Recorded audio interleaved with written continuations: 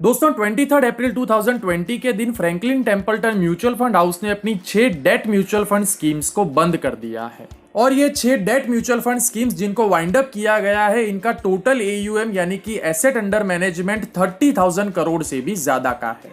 Franklin Templeton mutual fund house की इन 6 debt mutual fund schemes का नाम है Franklin India low duration fund, Franklin India dynamic accrual fund, Franklin India credit risk fund, Franklin India short term income plan, Franklin India ultra short bond fund and Franklin India income opportunities fund.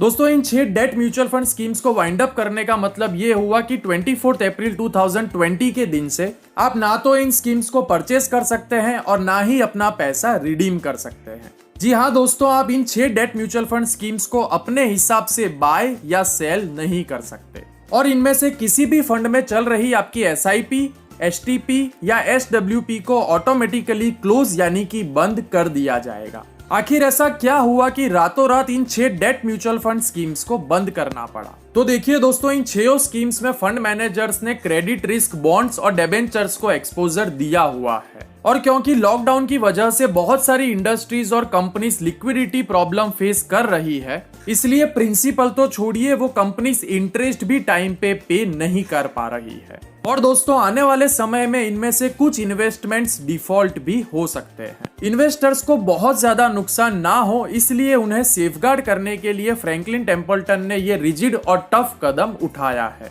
दोस्तों मुझे personally ऐसा लगता है कि सही समय पर asset management company ने बिल्कुल सही डिसीजन लिया है, लेकिन यहाँ सबसे इम्पोर्टेंट क्वेश्चन ये है कि मेरे इन्वेस्ट किए हुए पैसों का क्या होगा। देखिए दोस्तों, सबसे पहले तो आप ये मान लीजिए कि इस कंडीशन में एज ए इन्वेस्टर हम कुछ नहीं कर सकते। हमें पेशेंस रखते हुए एसेट मैनेजमेंट कंपनी को अपना काम करने देना चाहिए, क्योंकि हमारे पैसों को सेफगार्ड करने की सबसे पहली और सबसे बड़ी रिस्पॉन्सिबिलिटी एसेट मैनेजमेंट कंपनी की होती है। और दोस्तों इस पेंडेमिक के खत्म हो जाने के बाद जैसे जैसे कंडीशन में सुधार आएगा, वैसे वैसे फ्रैंकलिन टेम्पल्टन अपने पोर्टफोलियो को बेच के लिक्विडिटी इंक्रीज करेगी और जैसे जैसे लिक्विडिटी की ये प्रॉब्लम सॉल्व होती जाएगी, वैसे वैसे इन्वेस्टर्स को अपने इन्वेस्टमेंट के पोर्शन के हिसाब से पैसा मिलता जाएगा। दोस्तों आखिर में मैं आप सबसे सिर्फ इतना ही कहना चाहता हूं कि इस पर्टिकुलर प्रॉब्लम में आप अकेले नहीं है। मैंने खुद ने Franklin India ultra short bond fund में अच्छा खासा इन्वेस्टमेंट किया हुआ है।